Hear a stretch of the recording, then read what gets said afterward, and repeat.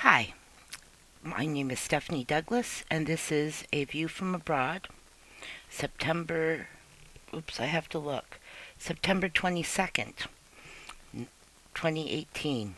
The days fly by so fast.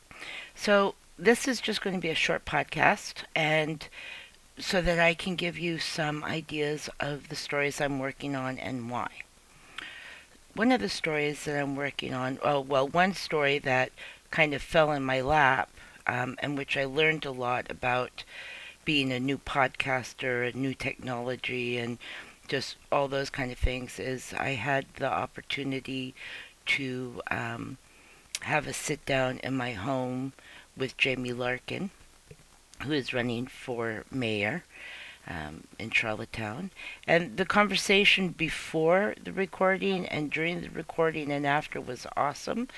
However, the technology that was used was not my technology. It was their technology in talking about Jamie and his campaign person, the videographer Luke, which was great and I thought was fine, but there was some miscommunication about timelines and editing and showing me the stuff before editing and promoting and getting it on the podcast, getting it on Facebook page and YouTube page of the same name, Stephanie Douglas, A View from Abroad. Hopefully that's going to come fairly soon, and I will keep you posted. But as a person who's learning podcast technology from the ground up on my own with the help of my homeless couchmate who's still with me, still looking for a decent place to live since July 23rd, by the way, in my little one-bedroom apartment.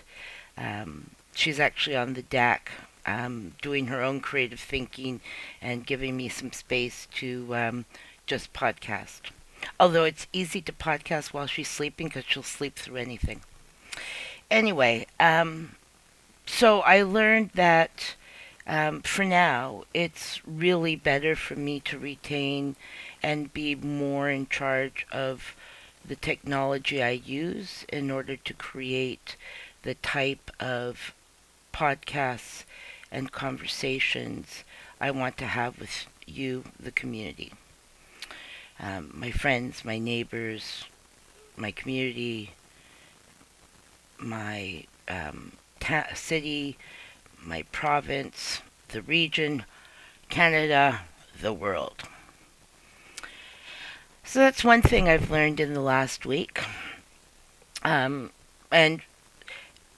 there's talk on Facebook about the three mayoral candidates having a sit-down discussion on the issues.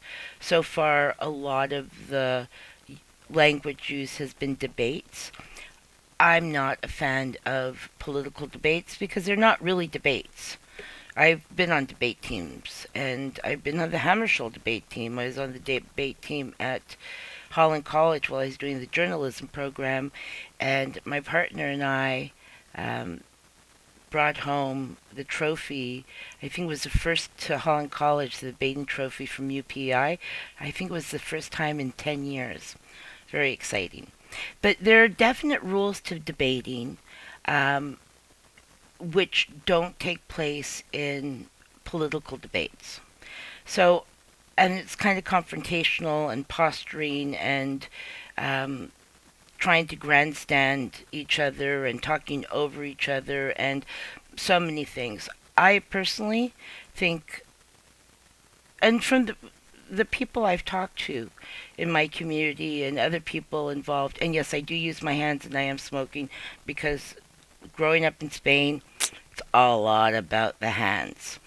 And I'm a coffee drinking, water sipping, smoking podcaster, which is why my podcast is called A View from Abroad or A View from Abroad. So to get back to political debates, mayoral debates, candidate debates, not a fan.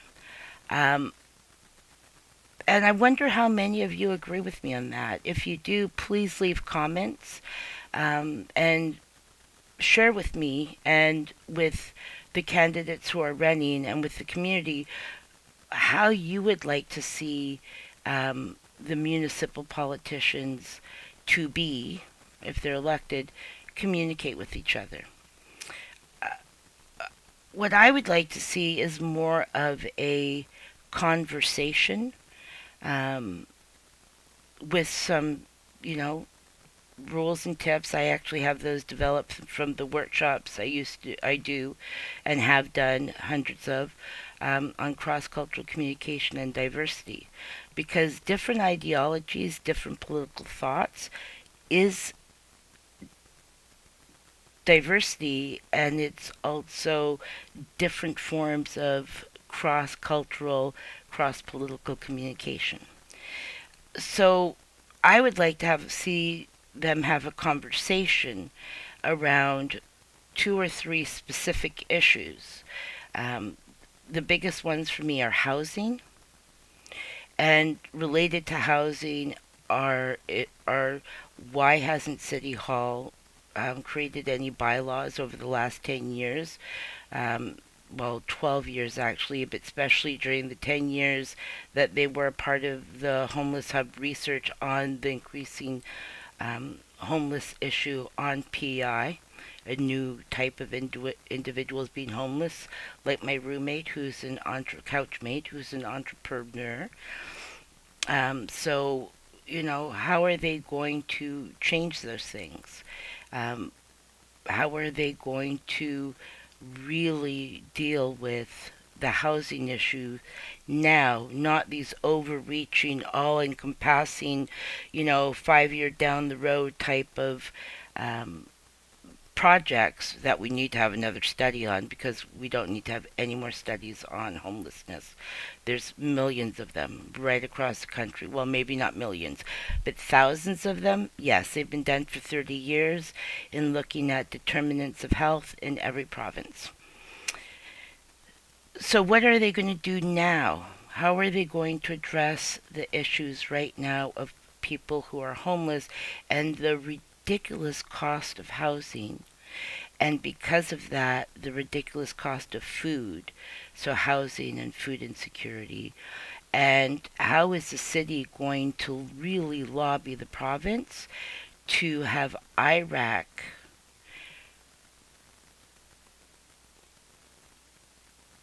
go back on its on the change? So Iraq now allows landlords to charge a full month's rent. Think about that, people. If you're making, say, $1,800 a month, and or even 2,000, and you're paying rent at this point, but you have to move for eviction renovations eviction renovations, and you need to find a new place, and you need say a 2 bedroom. Now most 2 bedrooms are, what we've seen, are anywhere between 8, 900 and 12, 1,500, 1,600, 1,700. So you have to put a month of rent down, a month deposit, hookups for electricity and phone, and if you can't afford it, Wi-Fi. So just rent alone, if it's $900 rent, you have to come up with $1,800 just to walk in the door. And you're making $2,000 a month and paying rent. How does a person do that? How does a single mom do that? How does a single dad do that? How does someone on minimum wage do that? So I want to know how the new councillors, the councillors who are running, and the mayoral candidates are going to deal with those issues in a very clearly defined, step-by-step approach with the timeline for solutions, implementation of solutions. I would like to have the city talk more, the mayoral candidates talk more about what do they see in terms of how Charlottetown is going to go forward. I know some mayoral candidates are talking about increased bus service. But before they talk about increased bus service, they need to deal with the mess that Clifford Lee and the rest of council left by when they started instituting the buses, not having a staggered approach to creating the infrastructure that a city needs in order to have a viable, vibrant, useful bus system. What do I mean by infrastructure? Well, what they should have done as a part of the planning of having buses on Charlottetown roads is to have an approach that every summer when they do road work and sidewalk work, that they would be developing pullouts, so the buses can pull off the main streets like University Avenue, pull in to a cutout in the sidewalk where passengers can get on and off and the flow of traffic is not stopped. Right now, buses still, a lot of them, unless you're waving a cane in their face, stop in the middle of the street. It's unsafe. I keep seeing this. I've talked about it for years. There was stuff done on CBC a couple of years ago. And because I'm not taking the bus and complaining about it, they've gone back to a lot of their old habits, which is to stop in the middle of the street.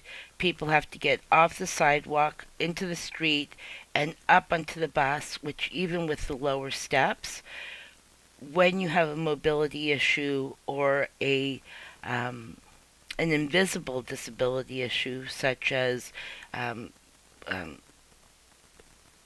optical issues, it makes it very difficult. People with baby carts and baby carriages, walkers, makes it really difficult.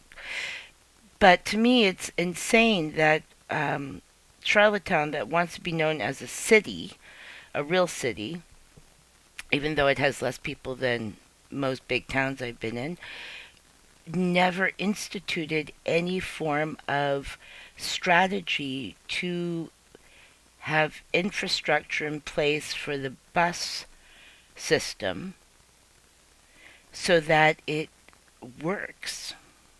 Right, when the buses stop in the middle of the street, traffic is stopped on both sides. Now, on Kent Street, is it Kent? Grafton. No, it is Grafton. Grafton is like a farce because there's the main bus stop, supposedly at the Confed Center. But the city did not want to lose any of its parking spaces, so it never created the space at the main bus stop on the side of the Confed Center so that buses can pull in and pick people up. Because there's cars parked on each side, there's no way for the bus to actually pull right into the bus stop. So they have to park in the middle of the street, and people have to get off down to the sidewalk and up onto the bus. Now, when buses are coming in both directions, one dropping off and one leaving, they hold up traffic on both sides of Grafton, and busgoers have to walk around into the middle of the street between the buses to get on the other bus. Totally non-functional, and it's definitely non-functional in a city that is growing and where the city and the province are continuously trying to encourage and engage and recruit new residents. The fact that the buses are not very... University Avenue bus is great, but a lot of the buses don't connect well. They don't have a lot of through routes. You have to, for such a small city, it's amazing how many buses you have to transfer to.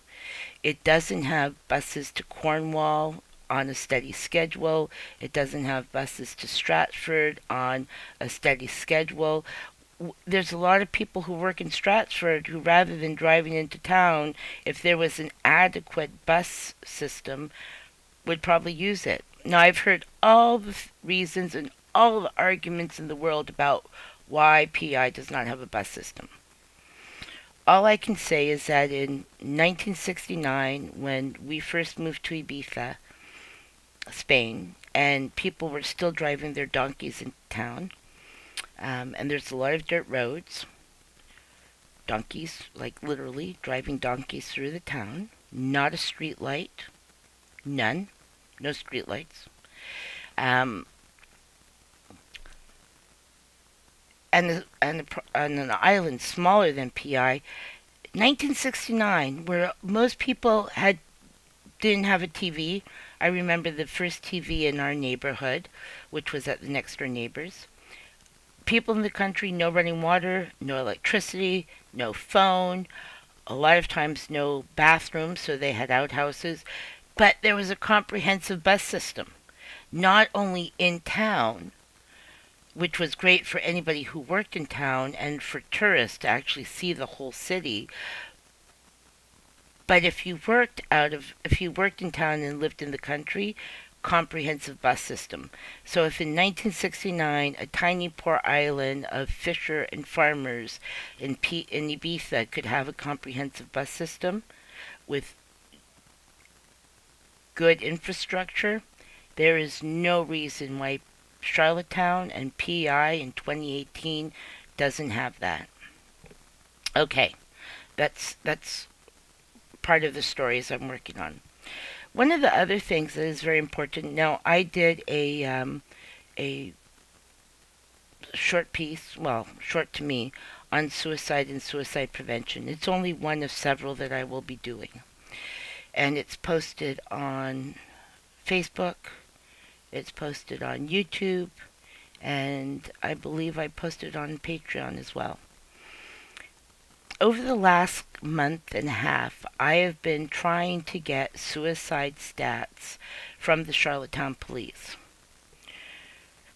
I've worked as a journalist, a print journalist on PI, West Prince Graphic, Marysville Globe in Marysville, Washington State, Rocky Mountain House, Alberta, Central Alberta, it's in the foothills, Seashell, BC. I've done freelancing for the Atlantic Cooperator, for Sweetgrass, and for Windspeaker. So 3 provinces, 1 state, lots of freelancing, and I have never had the experience as I've had this last month or so with the Charlottetown Police. Now, the police front line who do the work on the front lines, they have always been great every time I've had to deal with them while I've been in Charlottetown. The administration, however, is really, really crappy. Especially because the deputy chief, Brad McConnell, is the media contact person. And so I've called them 4 times. I've called Brad twice, and then I called the chief of police and his secretary, I think it's Heather McGuigan, I could be wrong, or Helen, said that, well, call Brad again, I think he'll take your call this afternoon. Never called me back. Called again to talk to the chief of police. The gatekeepers haven't let me through. And they have provided no information. I've asked, do you collect stats? Do you collect stats on homeless suicides or people living on the street suicides? Are you collecting stats on whether that's above the average? Are you collecting stats on people who are on income assistance and suicide? What kind of stats are you collecting at all around suicide? And that's really important. PI is very behind in terms of talking about suicide at the print media level unless it's sensational, and definitely at the police level, even though they're the first responders to a suicide and to a threat of suicide. So I've got to not even the most basic professional callback of, I'm calling you back to let you know that we're not going to give you any information. They've just been completely rude, and as a journalist, I have never experienced that anywhere in the country, or out of the country for that matter. So that's one thing I'm working on. I tried talking to the coroner's office, and I have a number of emails going back and forth to them. And again, it's their communications person. Totally horrible. Doesn't seem to know what's going on. No information from the coroner's office. They said, well, how could we ever get those stats? And I'm going, well, because when a body comes in, the police would usually say to a coroner, the body was found on the sidewalk, and the coroner may say, oh, this person died of exposure, cold or heat. So the coroner should be collecting some stats. We'll see. They haven't given me anything. This week I did call the chief medical officer twice. No, once. I called the chief medical officer, and I wrote the chief medical and talked to the media person, and wrote the chief medical officer a comprehensive letter about my background, my journalistic background, my experience and background in writing about suicide and suicide prevention, and asking him for support and help with stats, as well as any stories that he thinks are important that the community know about that are not being written about very well by the print media and PI. So I'm waiting for some of that information so I can follow up on, income assistance, the root causes of suicide, poverty, the ceiling of rent that income assistance has, which increases the number of people who are homeless, like my couch mate, who at least who has had me and has had my promise of a safe space until she finds safe housing. That was my promise to her. And no, despite a lot of my friends saying, so at least it's helping with rent. And I go, that wasn't the deal. I didn't say you can come and stay with me until you find a safe place as long as you pay me money. So that's not how it works for me. I said, you can have a safe space until you find safe housing, period. And the shared cost of food makes a huge difference. So, housing and the lack of housing and the determinants of health and the cost of housing, which always is equal to an increase in food prices, are stories that I'm still working on. The other stories that I'm working on are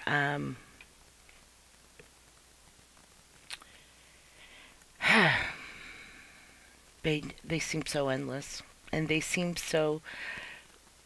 stories are old stories, and I shouldn't really have to be doing any of them in 2018 because I'm 56. I'm going to be 57 on January 4th.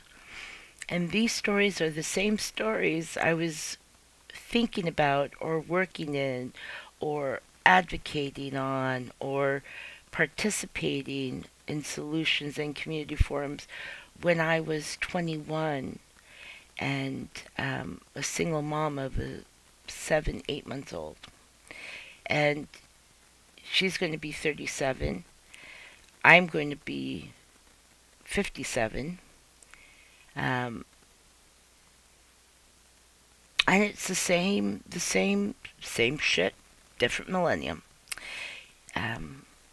Anyway, so some of the other stories that I want to that I'm working on are civic participation. how to engage the community in civic participation, and not just the same old community. In my community, in Ward 4, it's extremely diverse. Just in my building, there are 3 students who are Nigerian and East Indian. They're new immigrants. Well, they're not that new anymore because their son is almost 2 years old, but they're immigrants. But their son is a Nigerian Canadian Islander, Black Islander, Nigerian Islander. And in my building, there is also a couple from Nepal. They're Bhutanese who were in a Nepalese refugee camp, and their daughter is first generation Bhutanese, Canadian Bhutanese Islander. Islander is a big thing. They're Islanders. And in my community, when I did the piece on the housing the construction at Yonge and Upper Prince, I talked to some people in the community who are older, who have disabilities, who are on pension, who don't have computers. They don't know how to use computers. They're on the poverty line, below the poverty line, and they're not being engaged in the civic process. There's a lot of intelligent youth in the area, quite young, who are not being engaged in the civic process. There's poor single parents, there are seniors, there are people with different abilities, disabilities, physical, mental barriers or challenges. None of these people are really being sought by mayoral candidates or councillor candidates and engaging the marginalized voters. And I keep telling people, the first person to engage the marginalized voters is going to win. Nobody ever listens to me. Well, they listen, but they don't actually listen. They listen, but they don't hear and go, and what does that mean if I engage the marginalized voters? Well, if nobody else is engaging them, it means that I have a whole bunch more voters that aren't being looked at by anybody else. Like, there's a high school in the area, so a lot of those teens are 18. They're voting age. But how are they being engaged? Are there mayoral candidates and councillors in the different wards going to the high schools and having a conversation, not posturing, no rhetoric, and no bullshit? Because I'll tell you, kids and teenagers, as well as cats and dogs, know bullshit from a mile away. And me. They know bullshit. And as soon as you bullshit and use rhetoric, you've lost them. But to talk to them frankly, honestly, as an equal, a lot of young people are highly aware of what's going on. Not all of them. Some of them are just, social media, all social media, self-interest. But there are a lot of young people who are very aware of what's going on. Anyway, so those are stories I'm working on. I have a little list here because I'm tired and my brain is a little sore. Family and community services. Ugh. That's a story. That's a million stories. That's stories that go back decades and decades and decades. But I'll do the short version. The short version of that. And the short version of that is, okay, so if you haven't known before, I will tell you again. I am on income assistance because I have disabilities. I have complex post-traumatic stress from a variety of reasons, which I can go into, and feel free to ask me any questions you want. I will do post on complex post-traumatic stress later on, in the very near future, not way later on.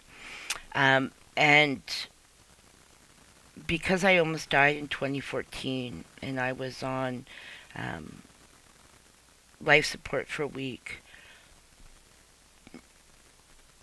critical care for a week, and then recovery for a week. And that's a whole nightmare that I will talk about later on again, because it deals with health issues or health gaps that exist on PI. Um, that event not only triggered the PTSD to a all the time thing. Like on the surface, it's just below the surface now. I was diagnosed in 2005 with post-traumatic stress, complex post-traumatic stress, which nobody knew anything, so there's no services and no counseling and no supports, even in Vancouver. And that was when I was working in child protection, and child protection was the last straw for my poor heart and head to handle. And that's when I was diagnosed. And then went on to go back into journalism in Alberta and the Sunshine Coast, and maintained fairly well. Not happily, but maintained until I almost died. And that triggered everything, including an arthritis. I had arthritis in my lower back and upper neck, osteoarthritis. But being that sick and having my immune system so depressed has triggered arthritis in every joint, except for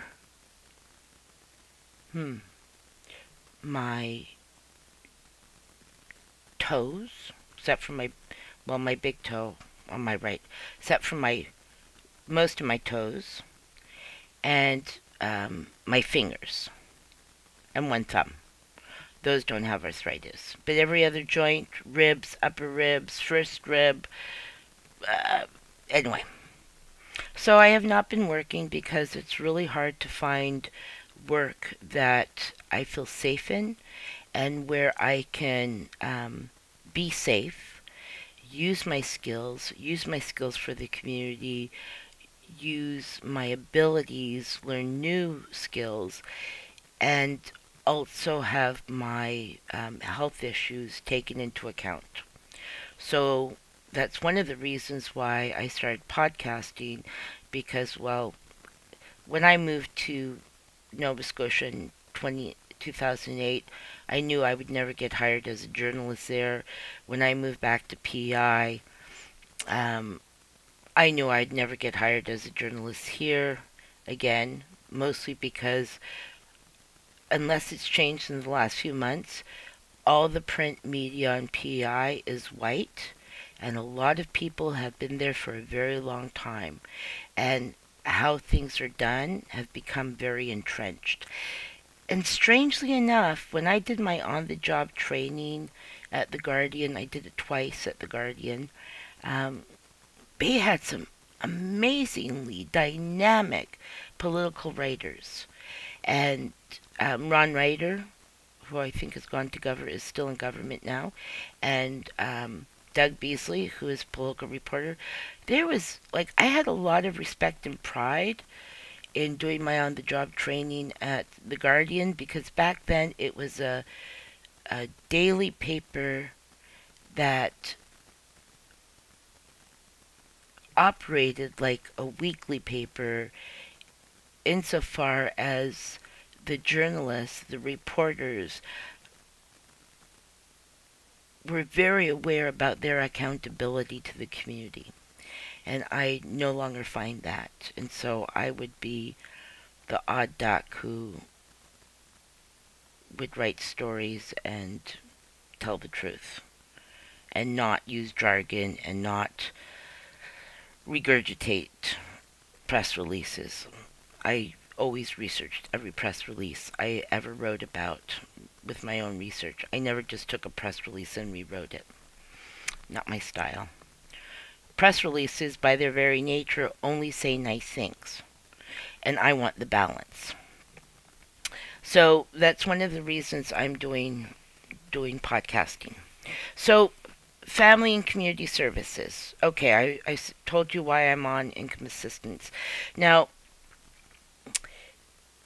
in every province I've lived in, and as far as I know, in terms of the expectation across Canada by people who use government services of any type, is that if there's policy and legislation around certain programs, the consumer of that program, the person using that program, whatever it is, has to have access to the act, regulations, and policies under which that person lives or works or operates. Now, I don't know if you know this, but a person cannot have an agreement with the corporation, really.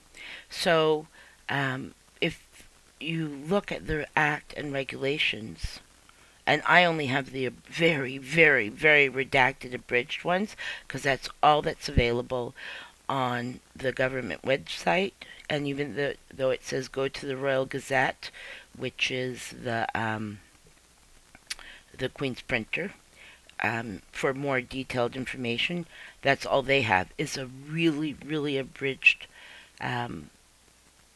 tiny abridged component of the Act regulations. They have none of the policies, none of the rates, nothing for the clients or frontline workers. Responsibilities, duties, limitations, access to questioning, loopholes, special circumstances, special considerations, rates on everything. There is none of that available. So I've been trying literally for months. I have written to Tina Mundy, the minister. I have written to Anne Drake, who is the director of the so-called new accessibility program, which is supposed to replace the old disability support program, and really hasn't. All it's done is tweak it a little bit because Wade McLaughlin lost the appeal. So for those who don't know it, Laura King's mother, because the disability support program did not allow anybody with mental health issues, even if they had also had real physical disabilities, I mean not real, mental health illness is a real disability, but also physical disabilities. If you had a mental illness or mental health issue, regardless of your physical, they didn't let you on the program. They discriminated against people with mental health, mental illness. And so that got appealed to the Human Rights Commission. Wade lost, which is not surprising because it goes totally against not only the human rights, but against the Charter of Rights for Persons with Disability, the National Charter of Rights for Persons with Disabilities. But he had to spend all the taxpayers' money to appeal that decision rather than just going, okay, I get it, this is not the way it should work. I inherited the program and we're going to make changes. No, he appealed it. So it's, anyway, 3 years later, it's still, they said they changed it, but they really haven't.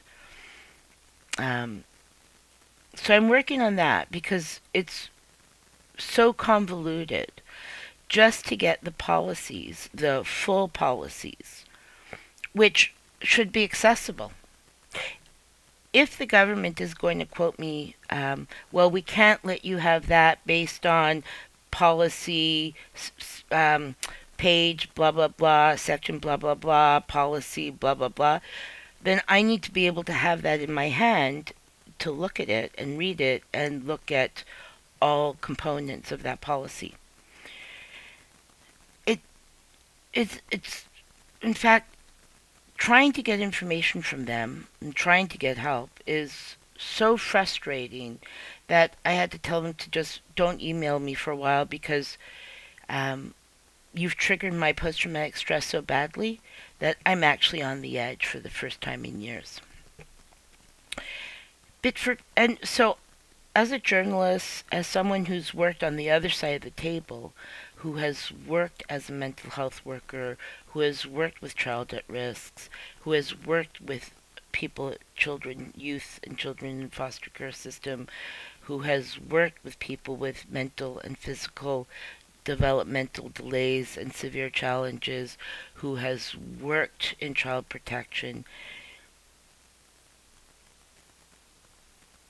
For me to be unable to get the actual policies to know what's what and what's where and who's responsible for what has been a nightmare of months.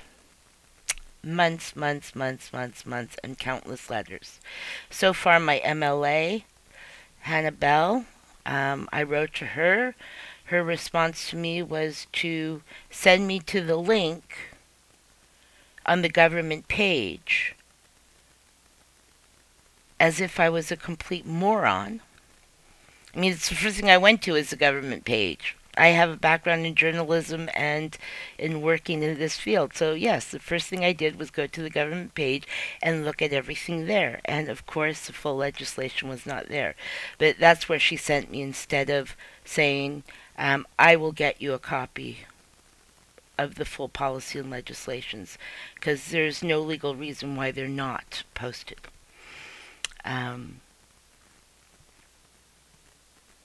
I finally talked to FOIP.